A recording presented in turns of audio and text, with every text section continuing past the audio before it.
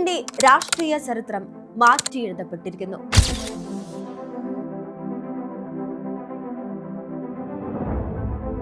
കഴിഞ്ഞ ഏതാനും ദിവസങ്ങളായി ചാനൽ ചർച്ചകളിലും സോഷ്യൽ മീഡിയയിലും നമ്മൾ കണ്ടുകൊണ്ടിരിക്കുന്ന കണക്കുകൾ വെറും അക്കങ്ങൾ മാത്രമല്ല, അത് ഒരു ജനതയുടെ നിശബ്ദമായ വിധിയെഴുത്ത് കൂടിയാണ്.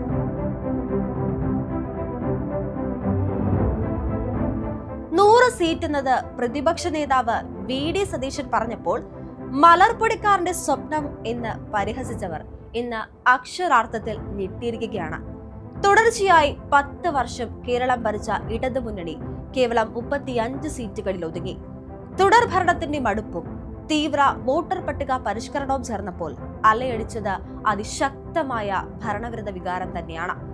102 സീറ്റുകളുമായി UDF ചരിത്ര വിജയം നേടിയപ്പോൾ ചരിത്രത്തിൽ ആദ്യമായി 3 BJP അംഗങ്ങൾ നിയമസഭയിലേക്ക് എത്തുന്നു. എവിടെയാണ് ഇടതിന് പിഴച്ചത്? എന്തുകൊണ്ട് ഭൂരിപക്ഷത്തിന്റെ കാര്യത്തിൽ UDF മുന്നിലെത്തി? വിശദമായ കണക്കുകളിലൂടെ നമുക്കത് പരിശോധിക്കാം. കേരളത്തിലെമ്പാടും ഐക്യ ജനാധിപത്യ മുന്നണി സുനാമി ആഞ്ഞു വീശിയപ്പോൾ തകർന്നു വീണത് പല പരമ്പരാഗത CPM കോട്ടകളാണ്. ഒപ്പം ഈ തെരഞ്ഞെടുപ്പ് ഫലം വിശകലനം ചെയ്യുമ്പോൾ കാണുന്ന മറ്റു ചില പ്രത്യേകതകളുമുണ്ട്. കൃത്യമായ ഒരുക്കങ്ങളോട് തന്നെയാണ് ഐക്യ ജനാധിപത്യ മുന്നണി ഇക്കുറി കളത്തിലിറങ്ങിയത്. തെരഞ്ഞെടുപ്പിലേക്ക് കടക്കും മുമ്പ് തന്നെ അവർ നിരവധി സർവേകൾ സംഘടിപ്പിച്ചു. എങ്ങനെ കളിക്കണമെന്ന കൃത്യമായി രൂപരേഖ തയ്യാറാക്കാൻ ഇതവർക്ക് സഹായകമായി. വിജയസാധ്യത കണക്കിലെടുത്ത സ്ഥാനാർത്ഥി നിർണയം അടക്കം നടത്താൻ അവർക്ക് കഴിഞ്ഞു. തുടക്കം മുതൽ തന്നെ തികഞ്ഞ ആത്മവിശ്വാസത്തിലായിരുന്നു ഐക്യ ജനാധിപത്യ മുന്നണി. 100 സീറ്റ് നേടുമെന്ന് നാഴികയ്ക്ക് 40 വട്ടം പ്രതിപക്ഷ നേതാവ് VD സതീശൻ ആവർത്തിച്ചു പറഞ്ഞ കാഴ്ച നാം കണ്ടു. ഇല്ലെങ്കിൽ താൻ രാഷ്ട്രീയ വനവാസത്തിന് പോകുമെന്നും പരസ്യ പ്രസ്താവന വരെ നടത്തി. സതീശന്റെ രാഷ്ട്രീയ വനവാസം കാത്തിരുന്ന എതിരാളികളെ പക്ഷെ ഞെട്ടിപ്പിച്ചുകൊണ്ടാണ് മെയ് 4 തെരഞ്ഞെടുപ്പ് ഫലം പുറത്തു വന്നത്. 1 ഡസൻ മന്ത്രിമാർ തോൽക്കുമെന്ന പ്രതിപക്ഷ നേതാവ് VD സതീശന്റെ വാക്കുകൾ അച്ചട്ടായി. മന്ത്രിമാർക്ക് പുറമെ ഇടതു മുന്നണിയുടെ പല പ്രമുഖർക്കും ഈ തെരഞ്ഞെടുപ്പിൽ കാലിടറി. അമ്പലപ്പുഴയിൽ G സുധാകരൻ കറുത്ത കുതിരയായി. UDF പിന്തുണയോടെ മത്സരിച്ച അദ്ദേഹം മികച്ച ഭൂരിപക്ഷത്തോടെയാണ് വിജയം കണ്ടത്. 1980 ഐക്യ ജനാധിപത്യ മുന്നണി രൂപീകരിച്ച ശേഷം ഇത്രയും കൂടുതൽ സീറ്റുകൾ നേടി UDF വിജയിക്കുന്നത് ഇതാദ്യമാണ്.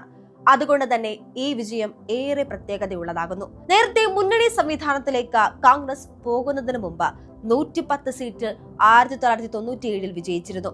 മുന്നണി സംവിധാനം നിലവിൽ വന്ന ശേഷം നേടുന്ന ഏറ്റവും വലിയ വിജയമാണ് ഇക്കുറി UDF സ്വന്തമാക്കിയിരിക്കുന്നത്. മിക്കവരും മൃഗീയ ഭൂരിപക്ഷം നേടിയാണ് വിജയം സ്വന്തമാക്കിയിരിക്കുന്നത് എന്ന പ്രത്യേകതയുമുണ്ട്.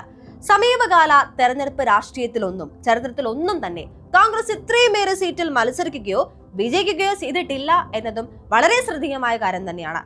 കഴിഞ്ഞ തവണത്തെ കേവലം 37 സീറ്റിൽ നിന്ന് ഇക്കുറി 100 സീറ്റ് എന്നത് മലർപ്പൊടിക്കാരുടെ സ്വപ്നമാണെന്ന വിലയിരുത്തലിൽ തന്നെയായിരുന്നു പൊതുവെ രാഷ്ട്രീയ നിരീക്ഷകർ. സുരക്ഷിത ഭൂരിപക്ഷം എന്നതിനപ്പുറം ഒരു സംഖ്യയെക്കുറിച്ച് പറയാൻ പോലും അവർ തയ്യാറായിരുന്നില്ല. എതിരാളികളും ഇവരെ വലിയ ഭീഷണിയായൊന്നും കണ്ടുമില്ല എന്നത് തന്നെയാണ് സത്യം. കഴിഞ്ഞ 2 തെരഞ്ഞെടുപ്പുകളിലും നിയമസഭ കാണാതിരുന്ന RSP ഇക്കുറി 3 സീറ്റിൽ വിജയിച്ചു എന്ന പ്രത്യേകതയുമുണ്ട്. അതും എന്നും RSPയുടെ ശക്തി ദുർഗമായിരുന്ന ചവറയിൽ നിന്ന് ബേബി ജോണിന്റെ മകൻ ഷിബു ബേബി ജോൺ വൻ ഭൂരിപക്ഷത്തോടെയാണ് ഇക്കുറി നിയമസഭയിൽ എത്തിയിരിക്കുന്നത് എന്ന പ്രത്യേകതയുമുണ്ട്. കൊല്ലം ജില്ലയിലെ തന്നെ മറ്റു 2 മണ്ഡലങ്ങളായ കുന്നത്തൂരും ഇരവിപുരവും RSP സ്വന്തമാക്കി. മുസ്ലിം ലീഗ് ആകട്ടെ കേവലം 2 സീറ്റുകളിൽ മാത്രമാണ് ഇക്കുറി പരാജയപ്പെട്ടത്. 10 വർഷം പ്രതിപക്ഷത്തിരുന്ന UDFന്റെ മിന്നും വിജയം രാജ്യത്ത് അപ്രസക്തമായിക്കൊണ്ടിരിക്കുന്ന കോൺഗ്രസിനെ സംബന്ധിച്ച് ഏറെ ആശ്വാസകരം തന്നെയാണ്. പാർട്ടിയിലെ കിങ് മേക്കർ ആയിരുന്ന CP ജോൺ തന്നെ നിയമസഭയിൽ എത്തുന്നു ഇത്തവണ എന്നതും ഒരു പ്രത്യേകത കൂടിയാണ്. 1981 K കരുണാകരന്റെ നേതൃത്വത്തിൽ ആദ്യമായി കേരളത്തിൽ ഐക്യ ജനാധിപത്യ മുന്നണി അധികാരത്തിലെത്തി. 87 വരെ കരുണാകരൻ അധികാരത്തിൽ തുടർന്നു. പിന്നീട് 1991 മുതൽ 96 വരെയും UDF അധികാരത്തിലെത്തി. K കരുണാകരനും AK ആന്റണിയും മാറി മാറി മുഖ്യമന്ത്രിമാരായി. 2001 2006 വരെയും UDFന് അധികാരം കിട്ടി. ആന്റണിയും ഉമ്മൻചാണ്ടിയുമായിരുന്നു ആ സമയം മുഖ്യമന്ത്രിമാരായത്. 2016 തെരഞ്ഞെടുപ്പിൽ കേവലം 47 സീറ്റുകൾ മാത്രമേ UDFന് നേടാനായുള്ളൂ. കോൺഗ്രസ് നേതാവ് VD സതീശൻ പ്രതിപക്ഷ നേതാവായി. 2011 സമീപകാലത്ത് UDF തങ്ങളുടെ ഏറ്റവും മികച്ച പ്രകടനം നടത്തിയത്. 2011 സമീപകാലത്ത് UDF തങ്ങളുടെ ഏറ്റവും മികച്ച പ്രകടനം നടത്തിയത്. 2011 UDF മന്ത്രിസഭയെ പിടിച്ചുലച്ച ബാർക്കോട സോളാർ വിവാദങ്ങൾ അവരെ അധികാര ഭ്രഷ്ടരാക്കി. തുടർന്ന് ഒരു പതിറ്റാണ്ടോളം അധികാരത്തിൽ നിന്ന് അകന്നു നിൽക്കാനായിരുന്നു ഇവരുടെ യോഗം. മുൻകാല അനുഭവങ്ങളിൽ നിന്ന് ഉൾക്കൊണ്ട പാഠങ്ങളുടെ വെളിച്ചത്തിൽ അവർ നടത്തിയ കൃത്യമായ ഗ്രഹപാഠങ്ങളാണ് അവർക്ക് വീണ്ടും അധികാരത്തിലേക്ക് വഴി തുറന്നിരിക്കുന്നത് എന്ന് വിലയിരുത്തേണ്ടി വരും. ഒപ്പം ഒരു പതിറ്റാണ്ടായി സംസ്ഥാനത്ത് അധികാരത്തിൽ തുടരുന്ന ഇടത് മുന്നണിയുടെ വീഴ്ചകളും വോട്ടാക്കി മാറ്റാൻ അവർക്ക് സാധിച്ചു. അതേസമയം തന്നെ ഇടത് മുന്നണിയുടെ ചരിത്രത്തിൽ ആദ്യമായാണ് ഇത്രയും നാണം കെട്ട ഒരു തോൽവി ഏറ്റുവാങ്ങേണ്ടി വന്നിരിക്കുന്നത്. നിപ്പയും പ്രളയവും കോവിഡും എല്ലാം വന്നപ്പോൾ ജനങ്ങളെ ചേർത്ത് നിർത്തിയ ഇടതു സർക്കാരിന് 100 സീറ്റുകൾ സമ്മാനിച്ചാണ് 2021 തെരഞ്ഞെടുപ്പിൽ കേരള ജനത അവരോട് നന്ദി കാട്ടിയത്. എന്നാൽ പിന്നീട് സർക്കാർ സ്വീകരിച്ച ചില നിലപാടുകൾ അവരെ ജനങ്ങളിൽ നിന്ന് അകറ്റി എന്ന് വേണം തന്നെ തെരഞ്ഞെടുപ്പ് ഫലം വിശകലനം ചെയ്യുമ്പോൾ നമുക്ക് മനസ്സിലാക്കേണ്ടിയിരിക്കുന്നത്. നേരത്തെ ഇടത് മുന്നണിക്ക് സമാനമായ തോൽവി ഉണ്ടായത് 2001 അന്ന് EK നായനാർ സർക്കാരിനെതിരെയുള്ള ഭരണവിരുദ്ധ വികാരം UDFന് 99 സീറ്റുകൾ സമ്മാനിച്ചു. ഇക്കുറി അത് 102-ലെത്തി. അന്ന് നായനാരുടെ പൊളിറ്റിക്കൽ സെക്രട്ടറി ആയിരുന്ന P ശശിയാണ് ഇത്തവണയും ഇടതു മുന്നണി ഈ നാണം കെട്ട തോൽവി ഏറ്റുവാങ്ങുമ്പോൾ മുഖ്യമന്ത്രിയുടെ പിണറായിയുടെ പൊളിറ്റിക്കൽ സെക്രട്ടറി എന്നതും തികച്ചും യാദൃച്ഛികമാകാം. മന്ത്രിമാരെല്ലാം കൂട്ടത്തോടെ തോൽക്കുകയും വിജയിച്ചവരാകട്ടെ നേരിയ ഭൂരിപക്ഷത്തിന് കടന്നുകൂടുകയുമാണ് ഇക്കുറി ഇടത് മുന്നണിയിൽ സംഭവിച്ചിരിക്കുന്നത്. ആദ്യ 7 റൗണ്ടിൽ മുഖ്യമന്ത്രി പിണറായി വിജയൻ തന്നെ പിന്നിലേക്ക് പോയ കാഴ്ചയും നാം കണ്ടു. കഴിഞ്ഞ തവണ ഏറ്റവും കൂടുതൽ ഭൂരിപക്ഷം നേടി ഇടത് മുന്നണി വിജയിച്ച മണ്ഡലമാണ് ധർമ്മടം എന്നതുകൂടി ഇതിനോടൊപ്പം ചേർത്ത് വായിക്കേണ്ടതുണ്ട്. വിജയം ഒന്നൊരൊറ്റ ലക്ഷ്യത്തോടെ സിറ്റിംഗ് MLA-മാർക്ക് ഇളവുകൾ നൽകുകയും പാർട്ടിയിലെ പല പ്രമുഖരെയും അവഗണിക്കുകയും ചെയ്തത് വലിയ തിരിച്ചടി തന്നെയായി. അസംതൃപ്തർ സ്വന്തം നിലയ്ക്ക് തെരഞ്ഞെടുപ്പ് ഗോതയിൽ ഇറങ്ങുകയും വിജയം നേടുകയും ചെയ്തു. ഈ അവസരം മുതലാക്കാൻ UDF തെല്ലും മടിച്ചതുമില്ല.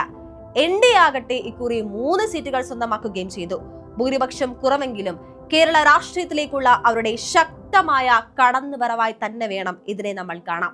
ശക്തമായ ഇടത് കോട്ടകളിൽ തന്നെയാണ് അവർ കടന്നു കയറിയിരിക്കുന്നത് എന്നതും ഗൗരവമുള്ള സംഗതി തന്നെയാണ്. കേരളത്തിന്റെ രാഷ്ട്രീയ ഭൂമികയിലെ മാറ്റത്തിന്റെ കൃത്യമായ ദിശാസൂചികയായി വേണം 2026 നിയമസഭാ തെരഞ്ഞെടുപ്പിനെ നമ്മൾ വിലയിരുത്താൻ. തുടർച്ചയായി 2ാം തവണയും അധികാരത്തിൽ വന്ന ഇടതു മുന്നണിക്ക് ഇത്രയും വലിയൊരു തിരിച്ചടി നേരിടേണ്ടി വരുമെന്ന് രാഷ്ട്രീയ നിരീക്ഷകർ പോലും പ്രതീക്ഷിച്ചിരുന്നില്ല. സിറ്റിംഗ് MLA-മാരെ തന്നെ വീണ്ടും മത്സരിപ്പിച്ച ജനപ്രതിയിലൂടെ ഭരണവിരുദ്ധ വികാരം മറികടക്കാം എന്നായിരുന്നു അവരുടെ കണക്കുകൂട്ടലുകൾ. എന്നാൽ ആ കണക്കുകൾ പൂർണ്ണമായും തെറ്റി. മന്ത്രിസഭയിലെ പ്രമുഖരടക്കം 20 മന്ത്രിമാരിൽ 13 പേരും പരാജയപ്പെട്ടു. ഇടത് മുന്നണി കൺവീനർക്കും അടിതെറ്റി. ശുദ്ധീകരിക്കപ്പെട്ട വോട്ടർ പട്ടികയുടെ അടിസ്ഥാനത്തിൽ നടന്ന തെരഞ്ഞെടുപ്പിൽ ശക്തമായ ത്രികോണ മത്സരമാണ് പല മണ്ഡലങ്ങളിലും നടന്നത്. എന്നാൽ ചെറിയ ഭൂരിപക്ഷം മാത്രം പ്രതീക്ഷിച്ചെടുത്ത UDF സ്ഥാനാർത്ഥികൾ ഏറെയും ജയിച്ചു കയറിയത് വൻ ഭൂരിപക്ഷത്തിലായിരുന്നു. BJP സ്ഥാനാർത്ഥികളുടെയും ഇടത് മുന്നണി സ്ഥാനാർത്ഥികളുടെയും ഭൂരിപക്ഷം മിക്കയിടത്തും വളരെ നേർത്തതായിരുന്നു. 2000-ൽ താഴെ ഭൂരിപക്ഷത്തിൽ വിജയിച്ച 10 മണ്ഡലങ്ങളിൽ 5 എണ്ണവും CPIM സ്ഥാനാർത്ഥികളുടേതായിരുന്നു. 30,000-ന് മേൽ ഭൂരിപക്ഷത്തിൽ വിജയിച്ച 26 സ്ഥാനാർത്ഥികളിൽ ഒറ്റയാൾ പോലും ഇടത് മുന്നണിയിൽ നിന്നുണ്ടായിരുന്നില്ല.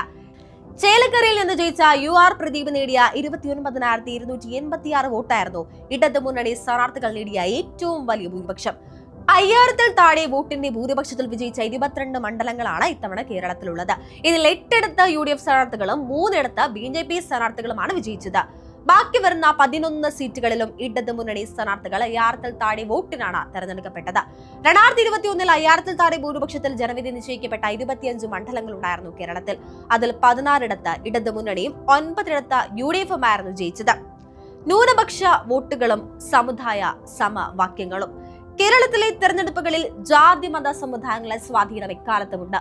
മുഴുവൻ സമുദായ വോട്ടർമാരെ നേതാക്കൾക്ക് സ്വാധീനിക്കാൻ കഴിഞ്ഞില്ല എങ്കിലും ന്യൂനപക്ഷ ഏകീകരണം പല മണ്ഡലങ്ങളിലും ഫലം മാറ്റിമറിക്കുന്നതിൽ നിർണായകമായിട്ടുണ്ട്. ഈ തെരഞ്ഞെടുപ്പിലും അത് വ്യക്തമായി നമുക്ക് കാണാൻ സാധിച്ചിട്ടുമുണ്ട്. ഭരണവിരുദ്ധ വികാരത്തോടൊപ്പം തന്നെ ന്യൂനപക്ഷ വോട്ടുകൾ കൂടി ഒരുമിച്ച് വന്നത് UDFന് അനുകൂലമായി എന്ന് നമുക്ക് പറയാൻ സാധിക്കും. ഇതിന് പ്രധാന ഉദാഹരണമായി 2011 മുതൽ KT ജലീൽ വിജയിച്ചു പോന്ന തവനൂർ മണ്ഡലത്തിൽ ഇത്തവണ ജില്ലാ കോൺഗ്രസ് അധ്യക്ഷൻ VS ജോയ് വിജയിച്ചു. മണ്ഡലം രൂപീകൃതമായ ശേഷം ആദ്യമായാണ് UDF തവനൂർ പിടിച്ചെടുക്കുന്നത്. 1967 മുതൽ സജീവമായ താനൂരിൽ LDFന്റെ സിറ്റിംഗ് MLA ആയിരുന്ന V അബ്ദുറഹ്മാനെതിരെ മുസ്ലിം ലീഗിന്റെ PK നവാസ് വമ്പിച്ച ഭൂരിപക്ഷത്തിലാണ് വിജയിച്ചത്. അതുപോലെ തന്നെ LDFന്റെ ഉറച്ച കോട്ടയായ കോഴിക്കോട് പേരാമ്പ്രയിൽ സമുദായ ചർച്ചകൾ ഉയർന്നു വന്നതിനിടയിലും UDF സ്ഥാനാർത്ഥി ഫാത്തിമ തഹ്ലിയ വിജയിച്ചു. LDF കൺവീനർ TP രാമകൃഷ്ണൻ ഇവിടെ പരാജയപ്പെട്ടു.